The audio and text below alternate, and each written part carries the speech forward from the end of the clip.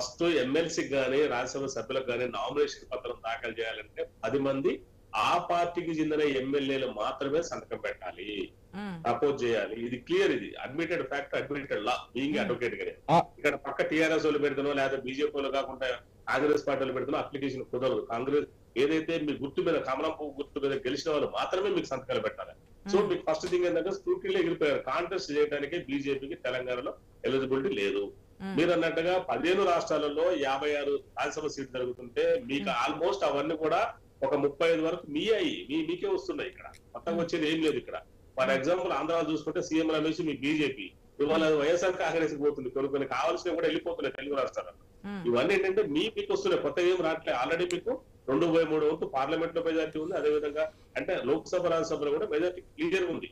So మీరు ఇక్కడ 80% కూడా ఊరిలో కరేపాకి ఇక్కడ మీకు నిల్చోడానికి అర్హత ఫస్ట్ స్క్రూటీలో ఎగురుతారు. That is very clear. అందుకని రాష్ట్రం కన్నా దేశం గురించి ఫోకస్ చేసి చెప్పున్నారు. రాష్ట్రం ఏదైనా కావచ్చు, మిగిలిన రాష్ట్రాల్లో మా పొజిషన్ ఏంటి, ఓవరాల్ గా మేము ఏ స్థాయిలో ఉన్నాం అనేది క్లియర్ గా చెప్తున్నారు రవి గారు. ప్రశ్న ఏంటంటే మా ఎమ్మెల్యేలు ఎవరికి మద్దతు ఇస్తారనేది ప్రశ్న. వాళ్ళకు వచ్చే సీట్లు చాలా ఉన్నాయి. వాళ్ళ సీట్లు వాళ్ళే రిటైన్ చేసుకుంటున్నారు తప్ప రిటైన్ చేసుకోవటమే తప్ప కొత్తగా వచ్చే సీట్ రమేష్ లాంటి కొన్ని పోవటానికి కూడా అవకాశం ఉంది. అట్లాంటి ప్రయత్నాలు ఉన్నాయి. ఇంకోటి ఏంటంటే వాళ్ళ ఓట్లు అనేవి వాళ్ళ ఒక అధికార పార్టీ, నేషనల్ పార్టీ కాబట్టి ఒకళ్ళకి వేయడానికి కూడా అవకాశం చాలా తక్కువ ఉంటుందని నేను అనుకుంటాను. ఎందుకంటే అది లెక్కలు కూడా అర్థమవుతూ ఉంటాయి. కాకపోతే ఏంటంటే ఇలా ప్రిఫరెన్షియల్ ఓటు ఉంటుంది. మా కనుక బార్ కౌన్సిల్ ఎలా ఉంటుందో లాయర్లకు కూడా దీంట్లో ప్రిఫరెన్షియల్ ఓట్లు ఉంటుంది.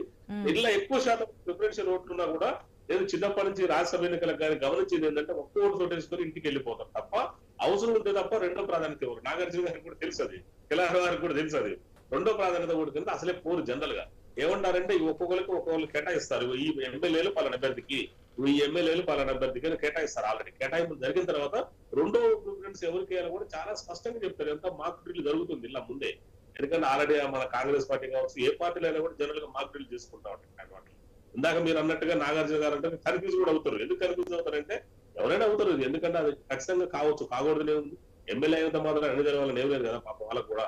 కాబట్టి కన్ఫ్యూజ్ కాకుండా వాళ్ళకు కూడా మాక్ డ్రిల్ జరిగిన సంఘటనలు ఉన్నాయి. ఆ లెక్క ప్రకారం చూస్తే మాకు ఇప్పుడున్నటువంటి పొజిషన్ లో 3 రావడానికి కూడా అవకాశం ఉంది. ఇందాక శంకరులు ఏమన్నానంటే మొన్న వాళ్ళే ఖచ్చితంగా రెండో ప్రిఫరెన్స్ అయినా వేయచ్చు మాకు టీఆర్ఎస్. రెండో ప్రిఫరెన్స్ వేసినా కూడా మేము బయటపడదు. ఒకటి వాళ్ళకి వేసుకొని రెండోది మాకు వేసినా కూడా రెండో ప్రాధాన్యత క్రమంలో కూడా మేము 3 గెలవడానికి కూడా అవకాశం ఉంది. ముఖ్యంగా ఏంటంటే మేము ఇప్పటి వరకు కూడా అంటే ఆల్రెడీ ఇప్పుడు రెండు కాంగ్రెస్ పార్టీకి, ఒకటి బీఆర్ఎస్ పార్టీకి ఇప్పుడు లెక్క ప్రకారం ఉన్నది ఎమ్మెల్యేల సంఖ్యాబలంగా చూసుకుంటే. కానీ అది ఆన్ రికార్డు. మరి మన వచ్చి చూసినట్టయితే మనం 4 ఎమ్మెల్యేలు కాంగ్రెస్ కలిశారు. మా తర్వాత కృష్ణారెడ్డి గారు, తీగల కృష్ణారెడ్డి గారు వచ్చారు. సరే ఆయన ఎమ్మెల్యే కాకపోయినా ఇన్ఫ్లుయెన్స్డ్ పర్సన్ ఆయన.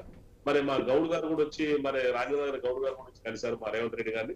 ఇట్లా చాలా మంది కలుస్తున్నారు. ఇంకా నాకు తెలిసి అయితే ఒక 30 మంది రెడీగా ఉన్నారు. 39 మందిలో 30 మంది కాంగ్రెస్ పార్టీ రావడానికి రెడీగా ఉన్నారు.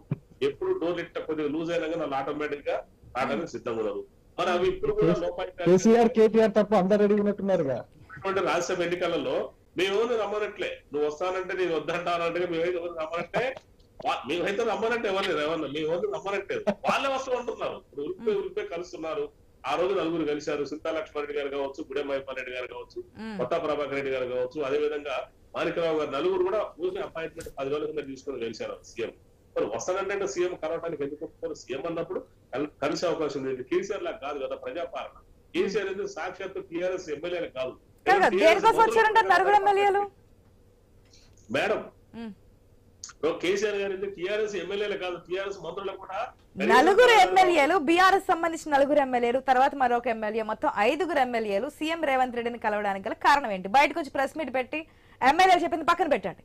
ఎందుకు వచ్చారని మీకు తెలుసు కాబట్టి అంటే వాళ్ళు ఆశా గారు వెస్టెడ్ ఇంట్రెస్ట్ ఉన్నట్టే లెక్క. ఎందుకంటే మనం అడ్మిటెడ్ ఫ్యాక్ట్ చెప్పుకోవాలి. వాళ్ళ మనసులో ఏముందనేది అంటే సరే బయటకు చెప్తా ఉంటారు. ఏమంటారంటే మేము రాజకీయ అవసరాల కోసము మా కాడ పనులు చేయించుకోవడం కోసం అంటే వాళ్ళు పనులు చేసుకోవడానికి కేసీఆర్ కలాలి. వాళ్ళు ఎప్పుడు కలవడానికి కూడా అవకాశం రాలేదనుకోండి. ఇప్పుడు కాంగ్రెస్ పార్టీ మా సీఎం రేవంత్ రెడ్డి గారు, మా టీపీసీ ప్రెసిడెంట్ కూడా ఆయన కలిశారు వాళ్ళు. సో కలిసిన తర్వాత ఏంటంటే వాళ్ళైతే వాస్తవంగా అయితే టీఆర్ఎస్ చాలా క్లియర్ చెప్తారు. ఐదు ప్రజానికాలు కూడా చాలా మంది, దాదాపు 30 మంది పైచులకు ఎమ్మెల్యేలు కానీ తర్వాత ఎమ్మెల్సీలు కానీ కాంగ్రెస్ పార్టీలో జాయిన్ కావడానికి చాలా సిద్ధంగా ఉన్నారు. ఈ ఎంపీ ఎలక్షన్లు, ఎంపీ మీన్స్ పార్లమెంట్ ఎలక్షన్లు ఏప్రిల్ నెల జరిగిన తర్వాత టీఆర్ఎస్ పార్టీ కనుమరుగు కావడం ఖాయమని కూడా నేను ఐదు ప్రజానికని తెలియజేస్తున్నాను. ఇప్పుడు వాళ్ళు ఒక నిమిషం శ్రీనివాస్ రెడ్డి గారు ఒక క్వశ్చన్ అంట నాగార్జున గారి దగ్గర నుంచి. అదేవిధంగా 39 వరకు ఓకే, సెకండ్ స్థానానికి ఎంతవరకు సంఖ్యాబలం ఉందని కూడా ఒక పాయింట్. ఎస్ నాగార్జున గారు. రెడ్డి గారు, ఇప్పుడు దాదాపు 30 మంది మీతో టచ్లో ఉన్నారు, లేకపోతే 30 మందిని మేము గనక ఓకే అంటే వాళ్ళు రావడానికి సిద్ధంగా ఉన్నారని మీరు చెప్తున్నారు. మరి మీ రేవంత్ రెడ్డి గారేమో నేను కొత్త రకం పాలిటిక్స్ చేస్తాను, పాత వాళ్ళు చేసినట్టుగా నేను చేయను, నూతన పందాల్లో వెళ్తాను అనేటువంటి సంకేతాలు ఇస్తూ ఉన్నారు. బీఆర్ఎస్ దెబ్బతింటానికి కారణం ఏంటంటే, ఒక రాజకీయ విశ్లేషకుడిగా నాకున్నటువంటిది, అసలు ప్రతిపక్షమే ఉండకూడదు, అక్కడ కాంగ్రెస్ ఉండకూడదు, బీజేపీ ఉండకూడదు, తర్వాత తెలుగుదేశం ఉండకూడదని అక్కడ ఎన్నికైనటువంటి వాళ్ళని కూడా ఇటు లాగేసుకోవడం వల్లనే ప్రజా వ్యతిరేకత అనేది మూట కట్టుకుంది. అది మీకు కూడా తెలుసు. మరి మీరు కూడా అదే పందాలో వెళ్తారా? ఎలక్షన్ తర్వాత, రేపు పొద్దున పార్లమెంట్ ఎలక్షన్ తర్వాత అయినా సరే వీళ్ళందరూ మీ దగ్గరికి క్యూ కడితే తీసుకొని మళ్ళీ అదే ప్రజా వ్యతిరేకతను మీరు ఎదుర్కోవడానికి సిద్ధంగా ఉన్నారా?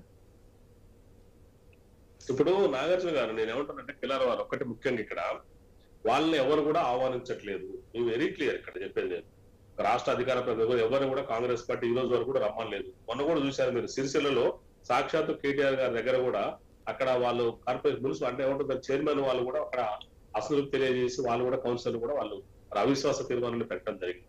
వాళ్ళు ఏంటంటే టీఆర్ఎస్ లో స్వతహాగా కొంత వ్యతిరేకత భావం ఉందండి వాస్తవానికి కేసీఆర్ గారి మీద కానీ వాళ్ళ కుటుంబ పాలన మీద కానీ.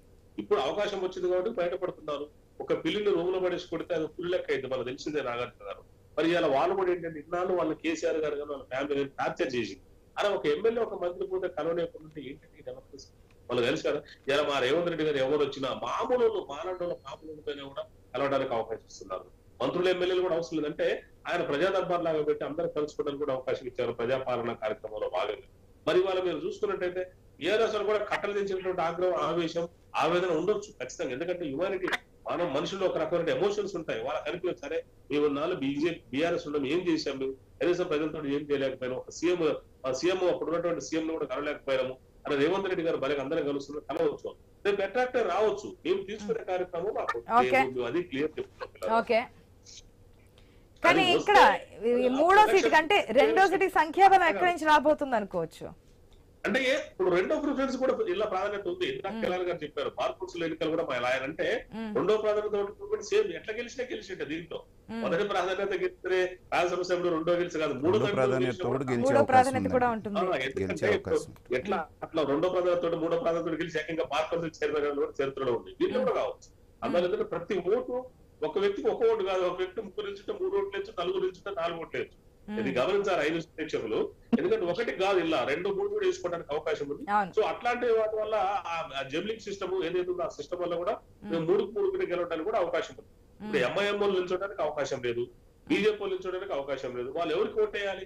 వాళ్ళు కనుక ఇంకొక విషయం ఇక్కడ ఆశా గారు, వాళ్ళ ఓట్లు కనుక డ్రాప్ అయితే అప్పుడు లెక్కలు మారిపోతున్నాయి. నాగార్జున గారు లెక్కలు ఏమవుతున్నాయి? అప్పుడు వీళ్ళ 8 వాళ్ళ 7 10 పోతే అప్పుడు లెక్క మారిపోతుంది. అప్పుడు 104 ఉంటారు, 104/3 అయితే అప్పుడు మళ్ళీ ఎమ్మటే ఈక్వేషన్ మారిపోతుంది. వాళ్ళు ఆబ్సెంట్ అయితే పోలైన ఓట్లలో థర్డ్ ప్లస్ 1 ఉండాలి.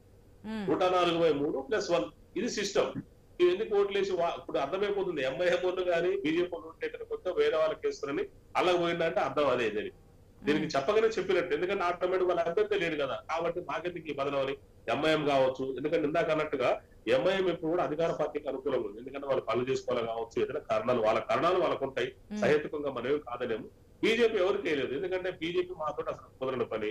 అదేవిధంగా సేమ్ టైం బీఆర్ఎస్ కేస్తే తెలంగాణ ప్రజలు ఇప్పటికే నమ్మారు వాళ్ళని. ఇక వాళ్ళు అవుటే, ఇక 2 పార్టీలు అవుట్ ఉండకపోతే కూడా పోతుంది బీఆర్ఎస్, బీజేపీ అట్లా కూడా రాదు. కాబట్టి వాళ్ళిద్దరు ఆబ్సెంట్ కావాలి. ఆబ్సెంట్ అయిన ఈక్వేషన్ మారిపోతుంది ఆశగా.